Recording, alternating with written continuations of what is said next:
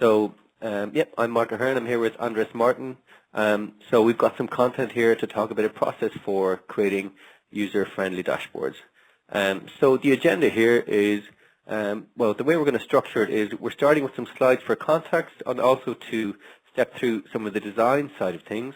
And then also there's going to be a video, and inside the video there's going to be a step-by-step implementation of this dashboard that we designed.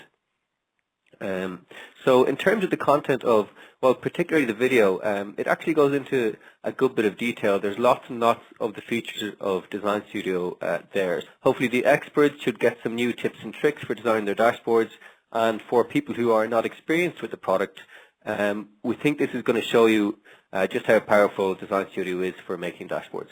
Okay, so what's the goal? Well, by the end of this, we will have designed a user-friendly dashboard. So a dashboard that's responsive to the needs of the people who are going to be using it in the end. And then once we've created a design, we're going to build it from scratch in Design Studio. And hopefully we won't leave you lost, so you should be able to understand every step we've taken, every decision that we've made. So for a bit of context, so we've, I guess, invented a scenario of people that we need to design a dashboard for. So it's going to be designed for a stationery manufacturing company sale in the US. The important things about this business is they're B2B, they sell to other business customers, and they've got 3 major lines of business that they're interested in. The people within the company that are going to be using the dashboards are sales managers and sales strategists. So people who are interested in how sales are going, and also people who are interested in how to strategize for the future. So I guess from talking to the people who are going to be using the dashboard, these are the requirements that we're getting. These are the use cases. So the most important one, the first on the list, is it's important to see how well product lines are performing, particularly with respect to the previous year. And also, the sales managers and strategists need to be immediately warned if there's underperformance with the product lines. And then also, it's a US company, and they've divided their sales into regions across the country, and they want to be able to look at the performance of their product lines for each region, for each state, and all the way down to the customer level. As well as that, for example, if they want to see something like how much is a particular customer spending on a particular product line, that's information they need to see on the dashboard as well. So how are we going to meet these needs? Okay, so for the most important ones, we're going to make KPI tiles. So we're going to put up very prominent key performance indicators on our dashboard for each product line. Not only that, but we're going to make sure there's a very clear visual difference, a visual cue for when a KPI is underperforming.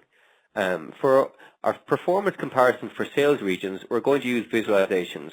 For the product lines, one of our charting components, and for all the geographical related data, it makes sense to have a visualization tailored to that as well.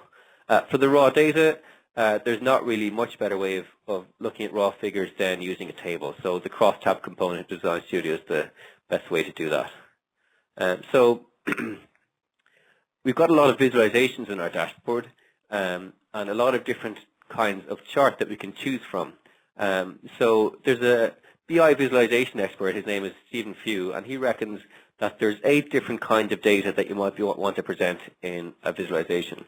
And here they are on the left.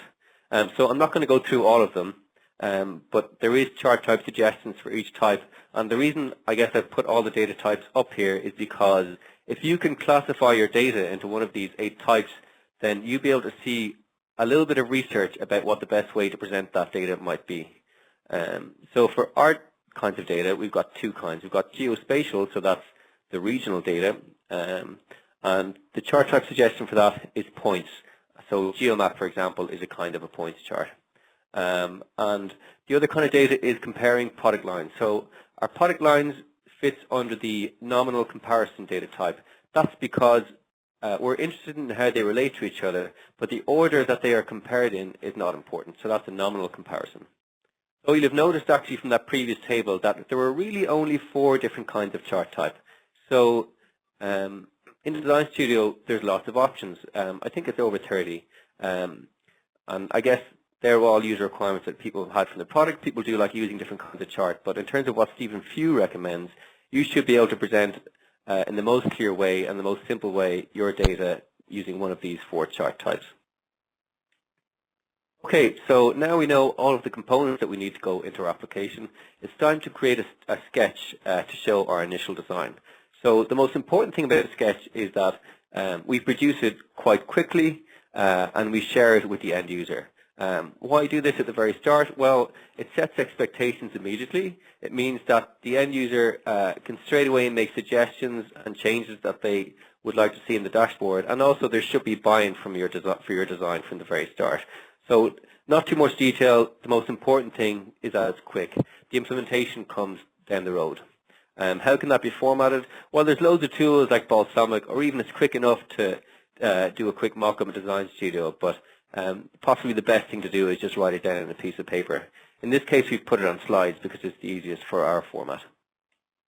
Okay, so you can't get much simpler than getting the 4 components that we want to put into our dashboard design and putting it into 4 quadrants here. So top left, KPIs. On the right, we've got our product lines. That's going to be on a chart. A geomap for the regional sales data, and then a table for our raw data. So the end user is seeing this, and also we can start tweaking our design from here using our own intuition. So the end user, for example, might want to have their branding in the dashboard. So we've got a place for that up in the top left. We also might have gotten some feedback to say that, okay, it's possible to interact with this dashboard. So how do we go back a step when we, for example, look down into a particular region of sales without having to refresh the entire application? So we can implement a back button. Earlier on, we talked about chart types, and we had a picture of a pie chart, but actually for our nominal comparison, the bar chart is probably the best way to go. So let's change that to a bar chart. And the geomap needs to be maybe a little bit bigger. The geodata benefits from a lot of space, so let's make the map a bit bigger and the KPI numbers a little bit smaller. Okay, so after that, we need to start thinking about what kind of devices will our dashboard be used on. So in this case, we're not expecting narrow screens like, for example, mobile phones, but this could be used, for example, in a presentation or on a desktop computer, or maybe a tablet in landscape mode. So we need to respond to different sizes of screen, although they'll all be in landscape. So the KPI tiles, well, they don't necessarily benefit from getting any bigger, so we've made them absolutely sized. Whereas all of the other parts of our dashboard, the charts, the table, and the geomap, that benefits from getting a little bit more screen real estate. So we've used sizing annotations here to inform how we implement our layout to achieve those goals. Okay, so that's our design done. So now Andres can step through a video that was recorded in Design Studio creating this dashboard. And what we have here is a quick walkthrough from Design Studio application. And basically we're going to start from trying to replicate what you have seen in that sketch. And I know that this goes very quickly, so for those who are not familiar with Design Studio, try to just focus on the process, which is, I guess, the bit you're going to get out of it. We're starting by creating a new application, like the way you do in Design Studio, entering a appropriate name, and then we start adding components to the application. You can search for the components by their names, and you just drop them into the canvas. And we are starting by adding some title for our dashboard. Most of the editing is going to be done in this properties panel that you see in the right-hand side. And basically there you can change text, so all the properties that define a component. But specifically, I want you to realize that most of our initial layout, even though we're just now positioning elements by dragging and dropping them around the canvas, to finalize that positioning is going to be done in the right-hand panel for accuracy. So you're going to get all those specific amount of pixels entered there, where you're going to set the specific margin and sizing for each one of those objects. So again, we just drop in another component, in this case an image for the logo for our application. We just, in this case, we're going to just add the SAP logo. And again, we define those margins and the width and height of those elements via the properties panel. And now we're going to try to start to replicate those KPI panels that we've seen in the sketch. The idea of these squares is, even though at the moment they're just basically transparent, afterwards we're going to use them in order to add some style into them. The good thing of these containers, their container elements, is that once you add all the corresponding ones there, you can copy them and paste them with all the components inside, so you don't have to replicate work. As you can see on the outline now, we're entering some proper name, some semantic name that it's going to help in the end. If you need to edit the application afterwards and you need to search for components, it's going to be much easier to find them and to know what you're doing. So we add again a panel for the year factors, for the year values, another panel on the bottom for the previous year, and we're just gonna align that appropriately, and we're just gonna copy the whole thing and paste it twice. So we have three independent tiles for those three product lines that we know that this company has. Then we're gonna add a map component that we're going to align again, and we're going to set its height to auto, so it's flexible, and we define the bottom margin that corresponds to the same margin that we're applying all around the dashboard, with 20 pixels. So again, I'm really focusing on details here. I want everything to look consistent, and the layouting is a big part of it.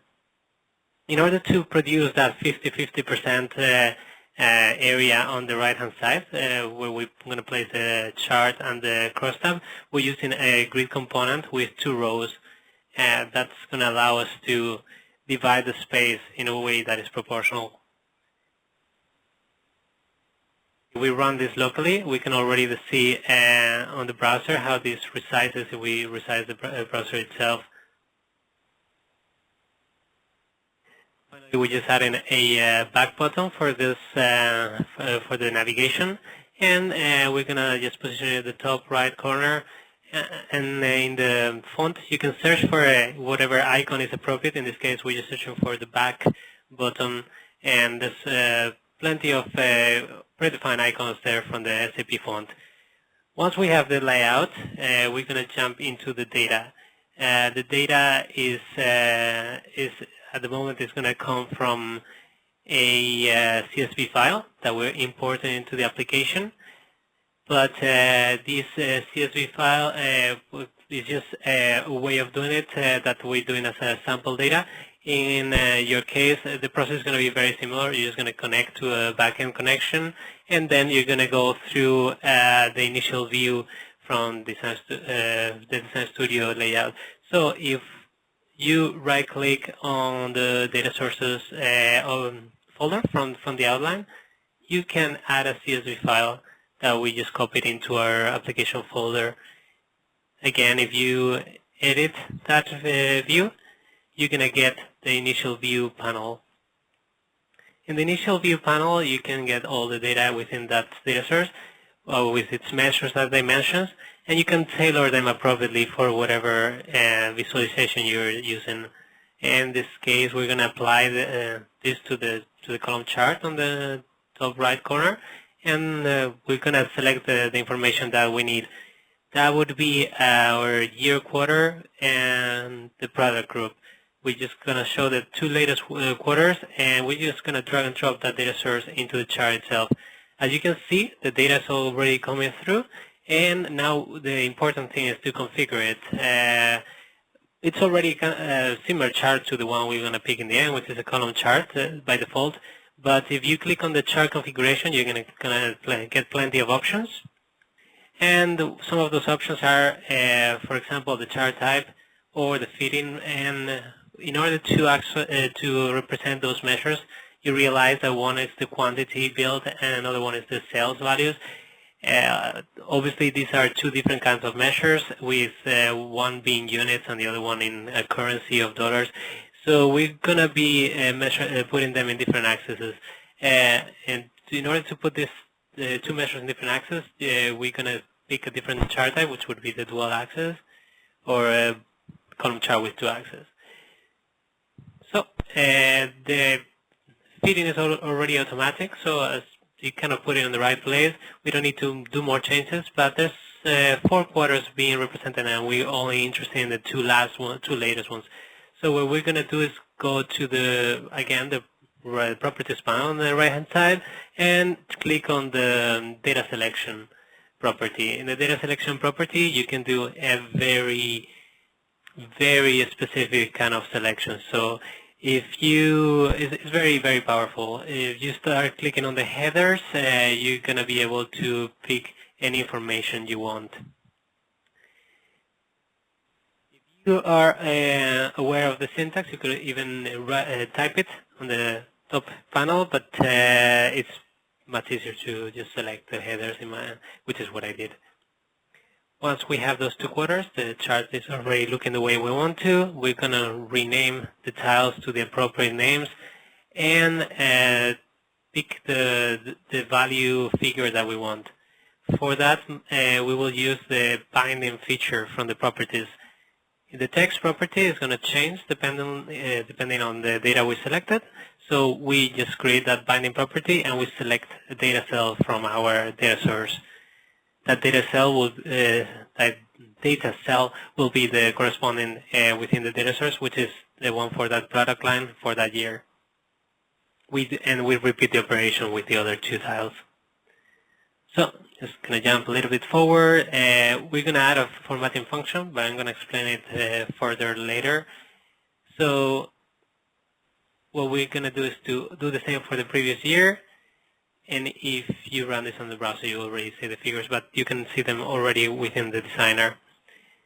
Finally, we're going to modify the data to apply it to the cross tab. In order to show more information, we're going to add more dimensions into our rows and columns, and I basically try to make it more horizontal. So I'm just going to put a lot of things on the columns and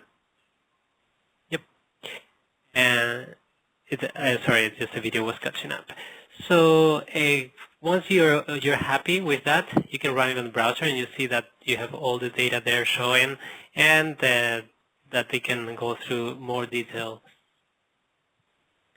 For the geomaps, you're going to be willing to create a new version of that data source for each one of the layers of the map, because we have different layers. They're going to be one data source for each one of those states. So it's going to be regions, states, and finally customers, although we're not going to get that to that level in this demo. But basically, you could even tie up different data sources. In this case, we're just going to Control-C, Control-V that data source, and edit the initial view in order to modify it and basically edit it accordingly.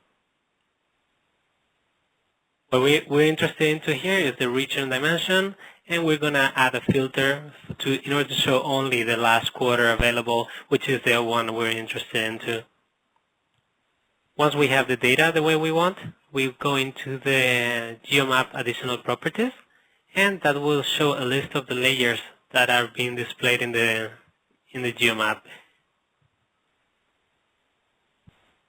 You name those layers with a proper name and select the data you want to add. And finally, we need an extra information that will be important in the way of a JSON file. This GeoJSON, basically what it adds is these shapes and coordinates for each one of the regions that are used in the chart and in the GeoMap. So this is a kind of chloropleth kind of layer. What it's showing is, depending on the cell's value, it's going to show an intensity on that color. We're going to, selecting the application, we're going to do a small bit, which is basically center the map in the right location. So whenever the application starts, we want the map to be centered on the information within that layer that is being displayed. So for that, we just use the scripting. Whenever you do scripting in the Design Studio, you have to keep in mind that there's only a set of options that are available. whenever you're lost or you don't know what to do next, you do Control Space. If you press Control Space, I do it all the time. It's quicker and it helps you see what's available. And at any stage, you can do it within the scripting, within the functions, or even within the styling, as you will see forward. Finally, we're adding a select script for when you click on the geomap. You want to be able to do that drill down.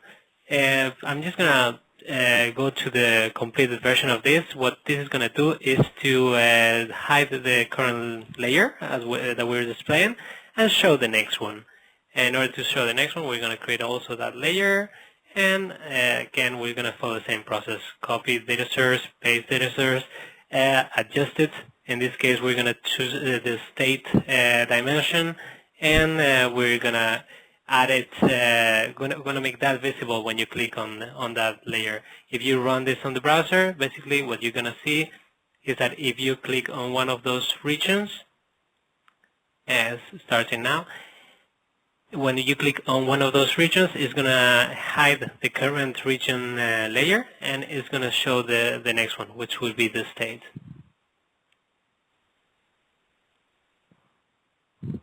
Hopefully you're able to see a little bit of the behavior when you click on the thing. But basically the thing is that this will be you will split that region into the different states available.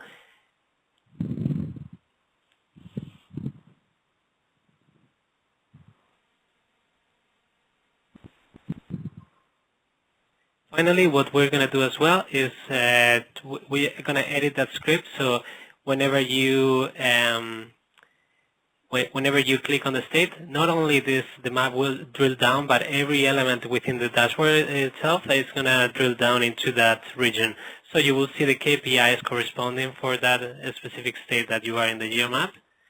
And that will be by just selecting each one of those data sources instances that you have in your application and applying the same set of filters.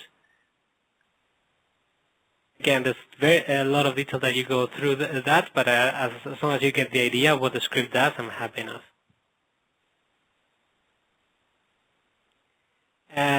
Lastly, we have the back button, which to come back from that drill down. And in order to activate that, what we're going to do is we're going to select the application itself. You can select it on the outline or clicking on the background of the application. And you'll see the properties on the right hand and the right panel. There's a maximum number of steps. That would be a history that is saved, so you can go back in the state of your application. We're going to increase that number, so we're able to go back any number of steps. We're going to add 20. That's plenty of margin. And when something is clicked, when the arrow is clicked, we're going to add a script that does a state backward step. At this stage, we have pretty much all the behavior and all the layout that we wanted in the dashboard. So before you get to the next step, what you're going to be willing to do is to test this with any customer and basically to get feedback on how this is behaving. And once you agree on that this is what the customer is expecting, then you could go to the next stage, which would be the styling. We're gonna add extra bits. Some part of it is actually kind of functional, like the semantic formatting, but other than that, most of the things are only relevant to clarity, and well, in fact it's very important because you have to be able to see things clearly, but you should already be able to do that user testing with what you have at the moment. In order to create the styling, you're going to create a CSS file, and in order to do that, you see on the application properties there's a custom CSS property. You can double click there or click on the edition there, and it's going to allow you to select a CSS file if you don't have one. CSS file is cascading style sheets, in case you're not aware. And if you don't have one, it's going to create one for you as long as you enter the name. When you enter the name, you can already start typing classes and roles there. So basically, the first thing we're going to do is to select the 3 tiles that we have for the different KPIs. and we're going to create a CSS class name. We add that class name on the right-hand panel, and then we use that class name with the dot in the beginning, the styling rule, to create a background color which will be white. As you can see, we can also do the control space function here, so we'll get some context help. You can enter the name white, or you can enter the hexadecimal color, but eventually what you get is this white background on those tiles. And we're going to do the same with the background of the application itself. But now what you have to figure out is that this theme that is being applied via JavaScript by Design Studio, because we have different themes that can be applied to the applications. These themes sometimes are inline elements, and in order to override them, you have to do certain things. Like in this case, we're going to use the background more generic function and add the exclamation mark important tag that overrides any inline styling elements in that application. Once we save the file, don't forget to save the file like I did there, you will see the new background coming up.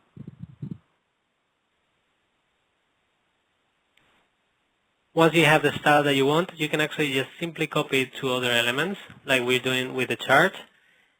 And in order to make it look a bit like the cross tab, what we're going to do is to use a color picker. This is a free one that you can find online. There's plenty of desktop color pickers everywhere. You just pick whatever you want. And we're going to reuse the color from the border of the cross tab in order to apply that border to all the elements that we are using this class with.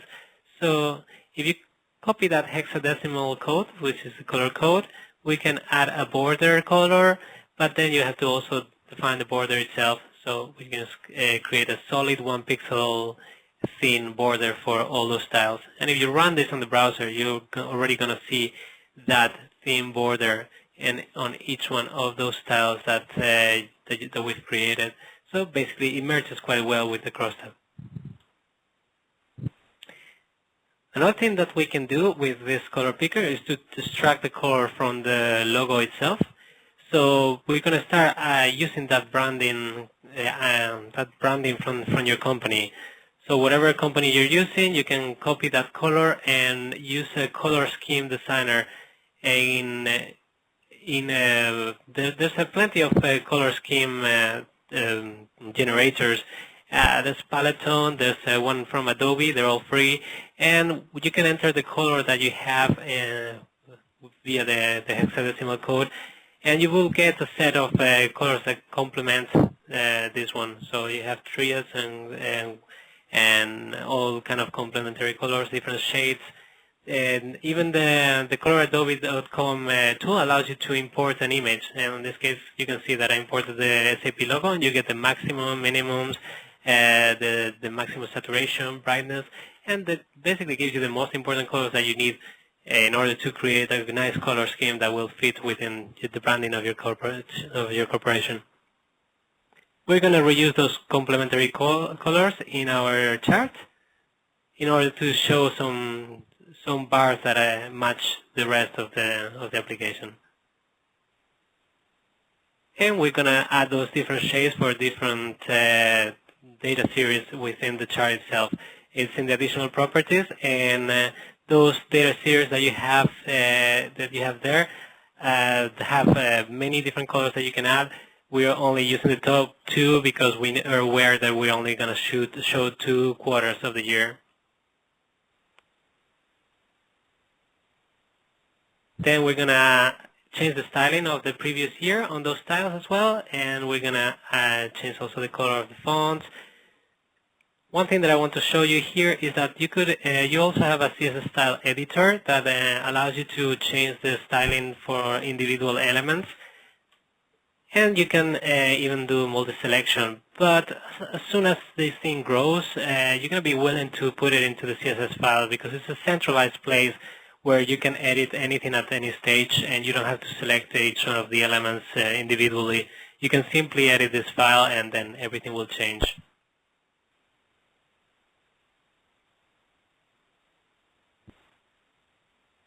you see it now. The colors are already coming through. Finally, I'm gonna add a font. Usually, well, you will have a font that is licensed for your company. In this case, I'm just using some free license one, which is a variation of Helvetica. You can use this website as well if you want, stylefont.com. And if you copy that font file into your application folder, you're gonna import it within your CSS file using the font face function, which allows you to enter the URL to the font that you copy there, and the font family that you will be able to use in different rules for text within the application.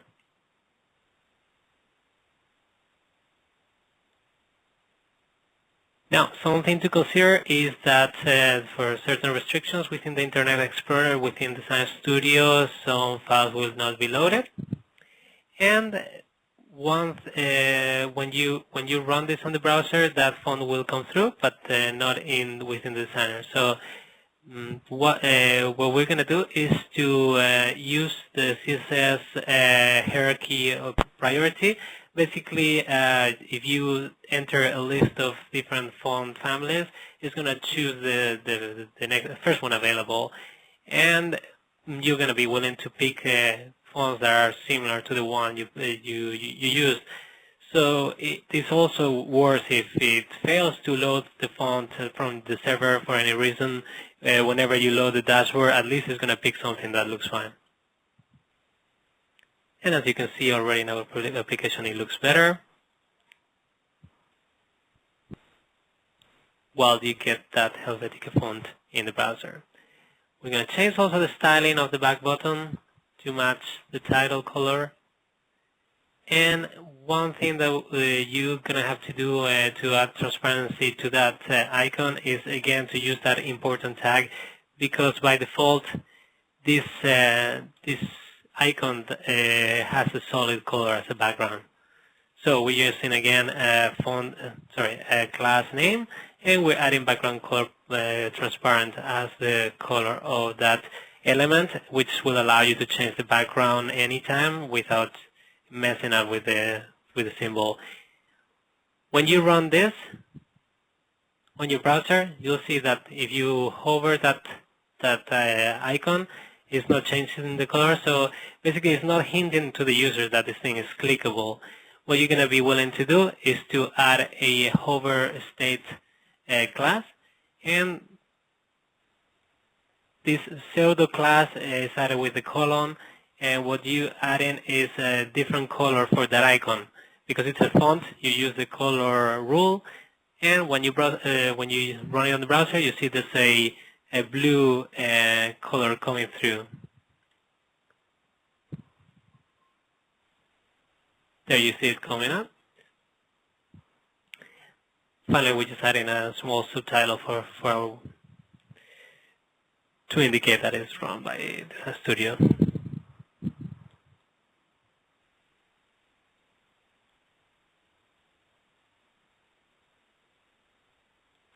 We're just changing the font colors. This I'm going to speed up. And we get to the semantic formatting. This is where we're going to make obvious to the user that something is performing well or not. This I came to it a little late on the development. You could do it previously, but because I was introducing the CSS styling, and so that's something we're going to use for this, I thought it would be more understandable to put it at the end. So once you select those figures, you're going to use something similar to the binding property from the text. But initially, we're just going to create the positive and negative CSS classes in the CSS file, which will add some green and red colors to the text with a slightly higher font. And once you're happy with those CSS styles, you're gonna edit them. You're gonna edit when they're gonna show. So if you remove the CSS class from there, you can create a binding property, and what you're gonna add is a formatting function that, depending on the comparison between the previous year and the current year, it's going to return one class or the other. So we're passing the same figure that we passed to the text itself, and then we're adding a formatting function.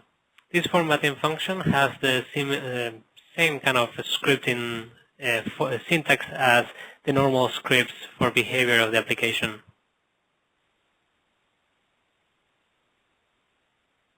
So as I explained, we're going to select that figure for the previous year, and we're going to compare the value to our current one. And depending on that comparison, we're returning one class name or the other. Again, all this is done via pressing that control space to see what's available. So even the data source dimensions and even the values are coming through that control space context menu. So I didn't have to write anything hard-coded.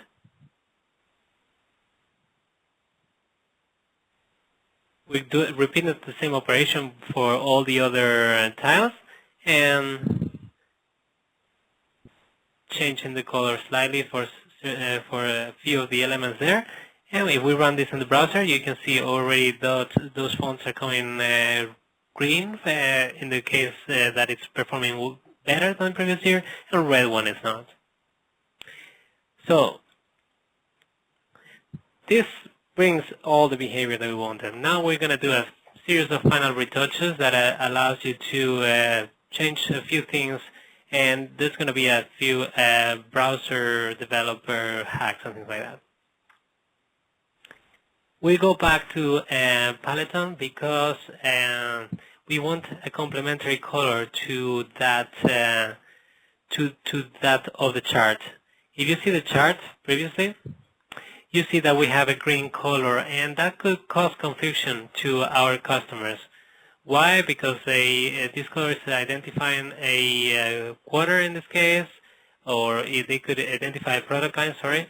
And if they see that color into the KPI tiles, they might not understand that this is because of performance. They might think that it's a product line. So what we're going to do is to find a color that matches also that orange that we had previously. So we're adding a different purple color. It's done the same way that I explained before. We run this into the browser. You see already everything coming through. But there's a problem that you can notice when I resize this to a smaller state, is that the flexible elements from the page, when resized too small, they kind of disappear, right?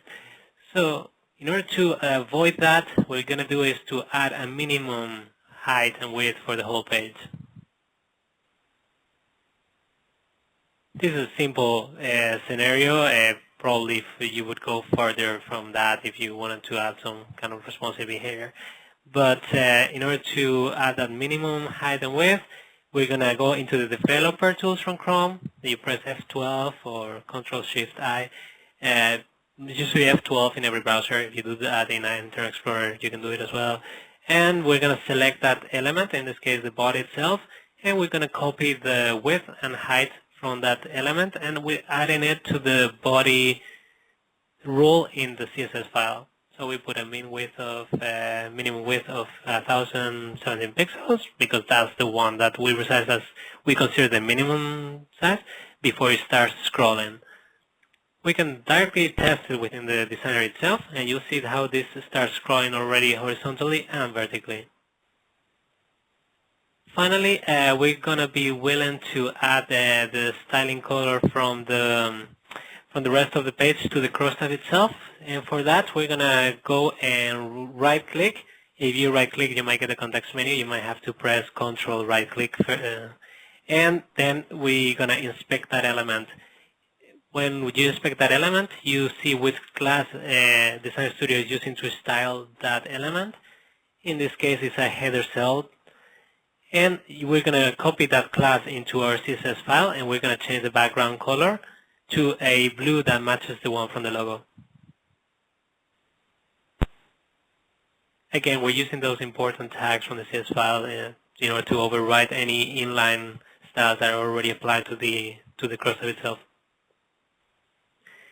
We see that even though we got one of the headers right, another one, which is an alternating cell, is being overridden by any other style. So we're going to do again similar thing. We're going to right click and click inspect, and we see that there's an extra class name that's being applied. So we're going to reuse that class name. Again, we're getting really fine grain here in the CSS styling. And using the inline color editor, color picker from Design Studio, if you hover that color, you'll get that drop-down. That's basically like the standard Windows color picker, and we're just increasing the brightness there with that sliding bar from the top. The increasing of the brightness is to keep that function that it was available already in the crosstab that would do an alternating rows, and it would make the readability easier. Yet, we run this in the browser, we see this, the color is still not coming through. Why is that? We're going to check it again, inspecting the elements, and we'll see that the class that is being overriding ours is one that is simply more specific.